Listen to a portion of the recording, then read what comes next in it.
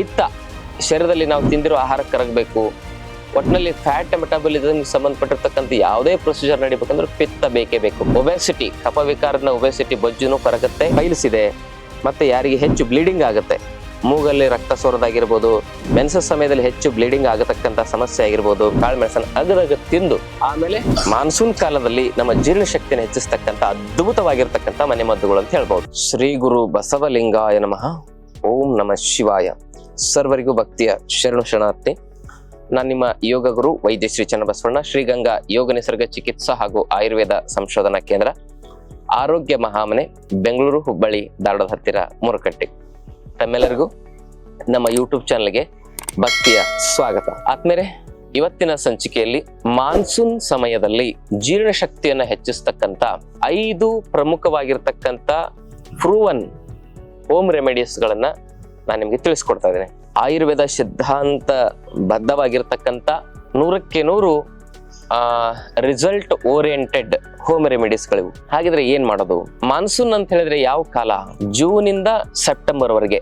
June, July, August, September, ಈ 4 ತಿಂಗಳು ಮಳೆಗಾಲದ ಸೀಸನ್. ಅಂತಹ ಸಂದರ್ಭದಲ್ಲಿ ಶರೀರದಲ್ಲಿ ಕಫದೋಷ ಏನಾಗಿರ್ತದೆ ಅಂತ ಹೇಳಿದ್ರೆ ವೃದ್ಧಿಯಾಗಿರ್ತದೆ. ವಾತ ಪಿತ್ತ ಕಫ ಅನ್ನೋದನ್ನ ತೆಗಿತೇವೆ ಅಂತ ಹೇಳಿಕ್ ಬರೋದಿಲ್ಲ, ಅದನ್ನ ಸಮತೋಲನಗೊಳಿಸೋದು. ವಾತ ಇಲ್ಲದೆ ಇದ್ರೆ ಚಲನೆನೇ ಇಲ್ಲ, ರಕ್ತ ಸಂಚಾರ. ಈಗ ಗ್ರಾವಿಟಿ ಪ್ರಕಾರ ನಾವು ಯೋಚನೆ ಮಾಡಿದ್ರೆ ಕಾಲಿಗೆ ಹರಿಬೇಕು ರಕ್ತ, ತಲೆಗೆ ಹರಿಬಾರದು.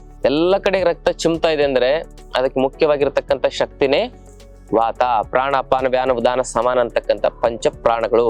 ನಾಗ, ಕೃಕರ, ಕೂರ್ಮ, ದೇವದತ್ತ, ಧನಂಜಯ ಅಂತಕ್ಕಂಥ 5 ಪ್ರಾಣಗಳು ಇದಾವೆ. ಪಿತ್ತ ಶರೀರದಲ್ಲಿ ನಾವು ತಿಂದಿರೋ ಆಹಾರ ಕರಗಬೇಕು. ಒಟ್ಟಿನಲ್ಲಿ ಫ್ಯಾಟ್ ಮೆಟಾಬಲಿಸಮ್ ಸಂಬಂಧಪಟ್ಟಿರ್ತಕ್ಕಂಥ ಯಾವುದೇ ಪ್ರೊಸೀಜರ್ ನಡಿಬೇಕಂದ್ರೆ ಪಿತ್ತ ಬೇಕೇ ಬೇಕು. ಕರಗಿಸ್ಲಿಕ್ಕೆ ಪಿತ್ತ, ಚಲನೆಗೆ ವಾತ, ಬೆಳವಣಿಗೆ ಆಗ್ಲಿಕ್ಕೆ ಕಫ, ಬೆಳವಣಿಗೆ ಆಗ್ಲಿಕ್ಕೆ ಕಫ ಇಲ್ಲಾಂದ್ರೆ ದೇಹ ಬೆಳೆದೇ ಇಲ್ಲ.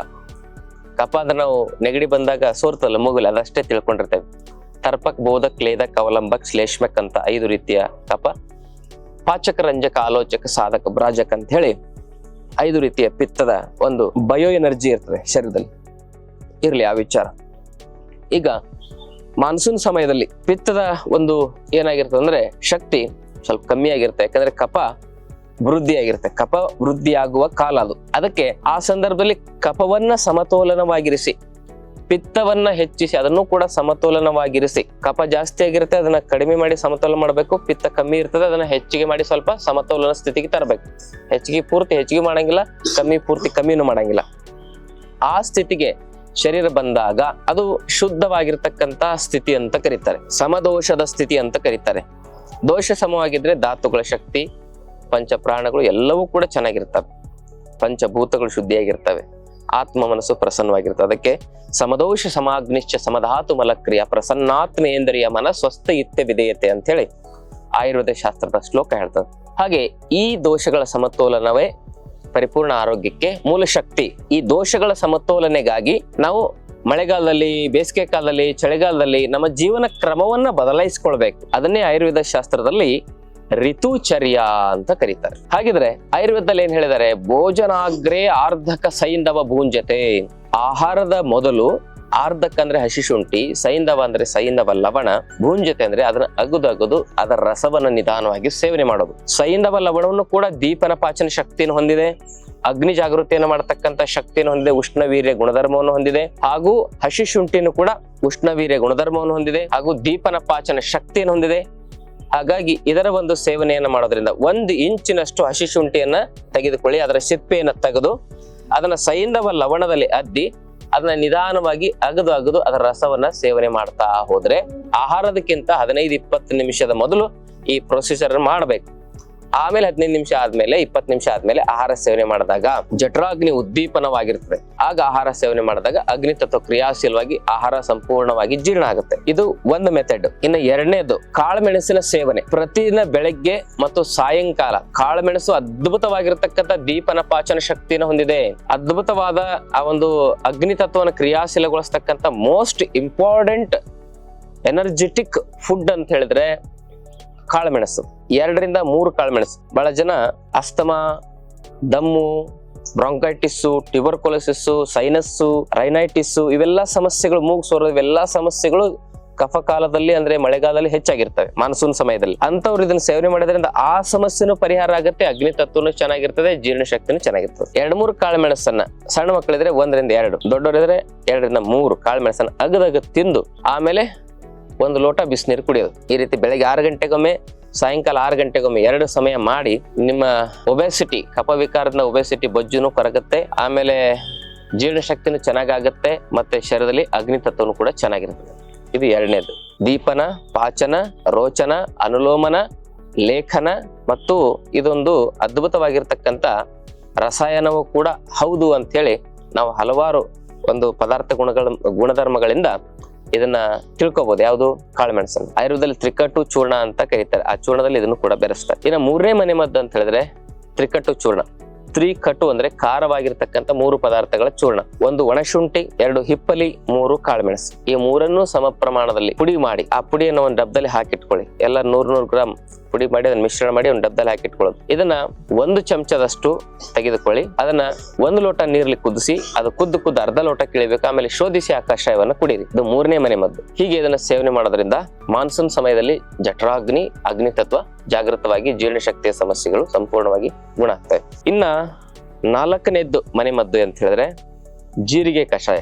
ಜೀರಿಗೆನೂ ಕೂಡ ಉಷ್ಣವೀರ್ಯ ಗುಣಧರ್ಮವನ್ನು ಹೊಂದಿರತಕ್ಕಂತ ಒಂದು ಪದಾರ್ಥ. ಇದನ್ನ 1 ಚಮಚ ಜೀರಿಗೆಯನ್ನ 2 ಲೋಟ ನೀರಲ್ಲಿ ಕುದಿಸಿ, ಅದು ಕುದ್ದು ಅರ್ಧ ಲೋಟ ಕಿಳಿದಾಗ ಅದನ್ನ ಶೋಧಿಸಿ ಆ ಕಷಾಯವನ್ನ ಸೇವನೆ ಮಾಡೋದು. ಹೀಗೆ ಮಾಡೋದ್ರಿಂದ ನಮ್ಮ ಜೀರ್ಣಶಕ್ತಿ ಸಂಪೂರ್ಣವಾಗಿ ಕ್ರಿಯಾಶೀಲವಾಗುತ್ತೆ. ಅಗ್ನಿ ತತ್ವ ಕ್ರಿಯಾಶೀಲವಾಗ್ತಕ್ಕಂಥ ಅದ್ಭುತ ಶಕ್ತಿ ಇದರಲ್ಲಿದೆ.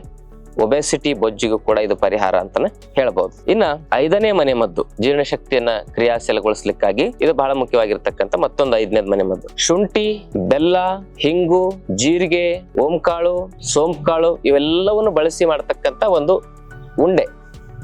ಅದನ್ನ ಹೇಗೆ ಮಾಡೋದು? 100 ಗ್ರಾಮ್ ಸೋಂಪುಕಾಳು, 100 ಗ್ರಾಮ್ ಓಂಕಾಳು, 100 ಗ್ರಾಮ್ ಜೀರಿಗೆ, 100 ಗ್ರಾಮ್ ಶುಂಠಿ, 20 ಗ್ರಾಮ್ನಷ್ಟು ಹಿಂಗು, 100 ಗ್ರಾಮ್ನಷ್ಟು ಸೈಂಧವ ಲವಣ, ಇವೆಲ್ಲ ಪುಡಿಗಳನ್ನು ಕೂಡ ಚೆನ್ನಾಗಿ ಮಿಶ್ರಣ ಮಾಡಬೇಕು. ಅದರಲ್ಲಿ ಉಂಡೆ ಹದಕ್ಕೆ, ಉಂಡೆ ಆಗ್ಲಿಕ್ಕೆ ಎಷ್ಟು ಹದ ಬೇಕಲ್ಲ ಅಷ್ಟು ಹದಕ್ಕೆ ಅಪ್ಪಟ ಬೆಲ್ಲದ ಪಾಕವನ್ನ ಹಾಕಿ ಅದನ್ನ ಮಿಶ್ರಣ ಮಾಡಿ ಅದ್ರ ಉಂಡೆ ಕಟ್ಟಬೇಕು. ಬೆಲ್ಲ ಒರಿಜಿನಲ್ ಇರಬೇಕು, ಕೆಮಿಕಲ್ ಹಾಕಿರೋ ಬೆಲ್ಲ ಅಲ್ಲ. ಬೆಲ್ಲದ ಪಾಕ ಮಾಡ್ಕೊಳ್ಳಿ. ಅದರಲ್ಲಿ ಇದನ್ನ ಹಾಕಿ ಎಷ್ಟು ಪುಡಿ ಹಾಕ್ಬೇಕಂದ್ರೆ, ಎಷ್ಟು ಬೆಲ್ಲದ ಪಾಕ ಮಾಡ್ಕೋಬೇಕಂದ್ರೆ ಉಂಡೆ ಆಗಷ್ಟು ಗಟ್ಟಿ ಆಗ್ಬೇಕದು. ಅಷ್ಟು ಪಾಕ ಜಾಸ್ತಿ ಆಗ್ಬಾರ್ದು, ಕಮ್ಮಿನೂ ಆಗ್ಬಾರ್ದು. ಆಲ್ಮೋಸ್ಟ್ ಆಲ್ ಇದೆಲ್ಲವನ್ನು ಸೇರಿಸಿದಾಗ ಇದಕ್ಕೆ ಬೆಲ್ಲದ ಪಾಕ ಎಷ್ಟು ಬೇಕಾಗುತ್ತೆ ಅಂತ ಹೇಳಿದ್ರೆ 1/4 kg ಅಷ್ಟು ಬೆಲ್ಲದ ಪಾಕ ಆದ್ರೂ ಸಾಕಾಗುತ್ತೆ. ಇವೆಲ್ಲ ಪದಾರ್ಥ 100 ಗ್ರಾಮ್ ಇದ್ರೆ ಅದನ್ನ ಹಾಕಿ ಅದನ್ನ ಚೆನ್ನಾಗಿ ಮಿಶ್ರಣ ಮಾಡಿ ಗಟ್ಟಿಯಾಗಿ ಮಾಡಿ ಉಂಡೆ ಕಟ್ಕೊಳ್ಳಿ. ಆ ಉಂಡೆಯನ್ನ ಅಡಿಕೆ ಬೆಟ್ಟಿ ಇರ್ತದಲ್ಲ, ಅಡಿಕೆ ಬೆಟ್ಟಿ ಗಾತ್ರದಷ್ಟು ಮಾಡ್ಕೋಬೇಕು. ಅಡಿಕೆ ಬೆಟ್ಟಿ ಗಾತ್ರದಷ್ಟು ಆ ಉಂಡೆ ಮಾಡಿ ಇಟ್ಕೊಳ್ಳಿ. ಅದನ್ನ ಚೆನ್ನಾಗಿ ಅಗದಾದ್ರೂ ತಿನ್ನಬಹುದು, ಅಥವಾ ನಾವು ನುಂಗಬೇಕು ಅಂತ ಹೇಳಿದ್ರೆ ಅದನ್ನ ಚಿಕ್ಕ ಪೀಸ್ ಮಾಡ್ಕೊಂಡು ಕಡಲೆಕಾಳು ಗಾತ್ರದಷ್ಟು ಮಾಡ್ಕೊಂಡು ಆ ನುಂಗೋ ಟೈಮಲ್ಲಿ ನುಂಗಿ ಬಿಸಿನೀರು ಕುಡಿಯೋದು. ಈ ರೀತಿ ಮಾಡಿದಾಗ ಶುಂಠಿ ಮತ್ತು ಬೆಲ್ಲ ಇವೆಲ್ಲ ಪದಾರ್ಥಗಳ ಒಂದು ಶಕ್ತಿಯಿಂದ ನಮ್ಮ ಜಠರಾಗ್ನಿ, ಡೈಜೆಸ್ಟಿವ್ ಎಂಜೈಮ್ಸ್ಗಳು ಸಂಪೂರ್ಣವಾಗಿ ಕ್ರಿಯಾಶೀಲವಾಗಿ ಜೀರ್ಣಶಕ್ತಿಯ ಸಮಸ್ಯೆಗಳನ್ನು ನಾವು ನಿವಾರಣೆ ಮಾಡ್ಕೊಳ್ಬಹುದು. ಈ 5 ಮನೆ ಮದ್ದುಗಳು ಮಾನ್ಸೂನ್ ಕಾಲದಲ್ಲಿ ನಮ್ಮ ಜೀರ್ಣಶಕ್ತಿಯನ್ನು ಹೆಚ್ಚಿಸ್ತಕ್ಕಂಥ ಅದ್ಭುತವಾಗಿರ್ತಕ್ಕಂಥ ಮನೆ ಮದ್ದುಗಳು ಅಂತ ಹೇಳ್ಬಹುದು. ಇದನ್ನ ತಾವು ಮಾಡ್ಕೊಂಡು ನೋಡಿ. ಇವೆಲ್ಲ 100% ಪ್ರೂವನ್ ಹೋಮ್ ರೆಮಿಡೀಸ್ ಅಂತ ನಾವು ಹೇಳ್ಬೋದು. ಆಯುರ್ವೇದ ಶಾಸ್ತ್ರಬದ್ಧವಾಗಿ ಈ ಹೋಮ್ ರೆಮಿಡಿಗಳಲ್ಲಿ ಎಲ್ಲದರಲ್ಲೂ ಕೂಡ ಉಷ್ಣ ವೀರ್ಯ ಗುಣಧರ್ಮ ಇದೆ, ಅಂದ್ರೆ ಹೀಟ್ ಹೆಚ್ಚಿಸುತ್ತೆ.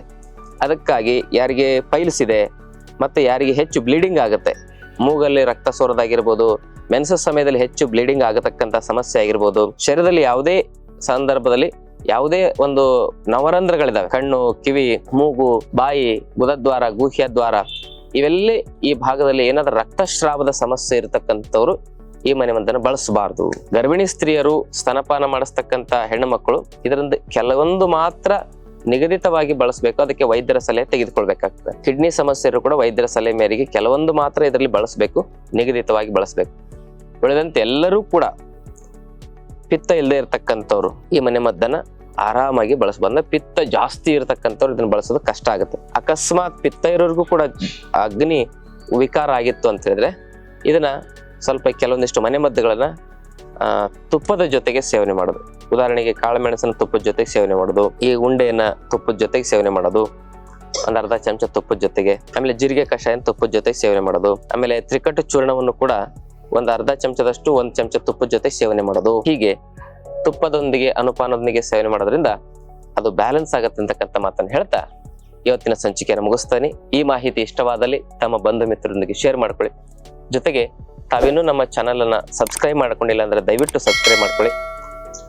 ಗುಣವಾಗದ ಕಠಿಣ ಆರೋಗ್ಯದ ಸಮಸ್ಯೆಗಳನ್ನ ಯೋಗ ಆಯುರ್ವೇದದಿಂದ ಸರಿಪಡಿಸಬಹುದು, ಆದರೆ ಪ್ರಾಮಾಣಿಕ ಪ್ರಯತ್ನವನ್ನ ಮಾಡಬೇಕಾಗುತ್ತೆ. ನಮ್ಮ ಆಶ್ರಮದಲ್ಲಿ ಆಯುರ್ವೇದ ಮತ್ತು ಪಂಚಕರ್ಮ ಚಿಕಿತ್ಸೆ ನಾವು ನೀಡ್ತಾ ಇದ್ದೇವೆ. ತಮಗೇನಾದರೂ ದೀರ್ಘಕಾಲದ ಆರೋಗ್ಯ ಸಮಸ್ಯೆ ಇದ್ದರೆ ಚಿಕಿತ್ಸೆ ಮೂಲಕ ಆ ಸಮಸ್ಯೆಗಳಿಗೆ ಪರಿಹಾರ ಕಂಡುಕೊಳ್ಬಹುದು. 5 ದಿನದ ಆರೋಗ್ಯ ಶಿಬಿರವನ್ನ ನಾವೇ ನಮ್ಮ ಆಶ್ರಮದಲ್ಲಿ ಪ್ರತಿ ತಿಂಗಳು ನಡೆಸ್ತೇವೆ. ಅಲ್ಲಿ ನೇರವಾಗಿ ನಿಮ್ಮ ಪ್ರಶ್ನೆಗಳಿಗೆ ನಾವು ಉತ್ತರ ಕೊಡ್ತೇವೆ. ತಾವು ಆ ಶಿಬಿರಕ್ಕೆ ಭಾಗವಹಿಸಿ ಆರೋಗ್ಯದ ಸಮಸ್ಯೆ ಇರೋರು, ಔಷಧಿಗಳನ್ನ ತೆಗೆದುಕೊಳ್ಳೋರು, ಸಾಯೋರಿಗೆ ಔಷಧಿ ತೆಗೆದುಕೊಳ್ಬೇಕಂತ ಏನು ಹೇಳಿರ್ತಾರಲ್ಲ ಅದು ಶುದ್ಧ ಸುಳ್ಳು. ಆ ಔಷಧಿಗಳನ್ನ ಹೇಗೆ ಬಿಡೋದು ಅಂತ ಹೇಳಿಸ್ಕೊಡ್ತೇವೆ. ಮುಂದೆ ಯಾವುದೇ ರೀತಿಯಾಗಿ ಆರೋಗ್ಯದ ಸಮಸ್ಯೆ ಬರಬಾರದು, ನಾನು ಚೆನ್ನಾಗಿರ್ಬೇಕನ್ನೋರು ಕೂಡ ಆ ಶಿಬಿರಕ್ಕೆ ಭಾಗವಹಿಸಿದ್ರೆ ಔಷಧಿಗಳನ್ನೇ ತೆಗೆದುಕೊಳ್ಳದ ಹಾಗೆ, ಆ ಆಸ್ಪತ್ರೆಗೆ ಹೋಗದ ಹಾಗೆ ನಾವು ಹೇಗೆ ಚೆನ್ನಾಗಿ ಬದುಕಬೇಕು ಅನ್ನೋ ವಿಚಾರಗಳನ್ನ, ಶಾಸ್ತ್ರಬದ್ಧವಾದ ವಿಚಾರಗಳನ್ನ ತಿಳಿಸ್ಕೊಡ್ತೇವೆ. ಕುಟುಂಬ ಸಮೇತರಾಗಿ ಶಿಬಿರಕ್ಕೆ ಭಾಗವಹಿಸಿ ಅಂತಕ್ಕಂಥ ಮಾತನ್ನು ಹೇಳ್ತಾ, ಆದ್ಮೇಲೆ ಈ ಮಾಹಿತಿಯನ್ನು ಶೇರ್ ಮಾಡಿ, ದಯವಿಟ್ಟು ಚಾನಲ್ನ ಸಬ್ಸ್ಕ್ರೈಬ್ ಮಾಡಿ. ತಮ್ಮೆಲ್ಲರಿಗೂ ಶರಣಾರ್ಥಿ.